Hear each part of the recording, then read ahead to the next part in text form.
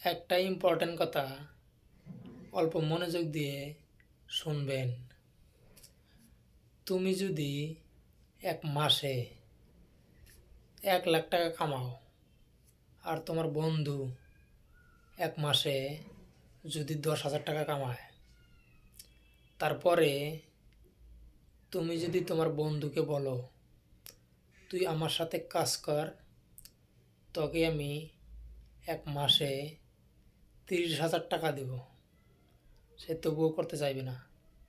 আর যদিও করে, ভিতরে ভিতরে অনেক জ্বলবে।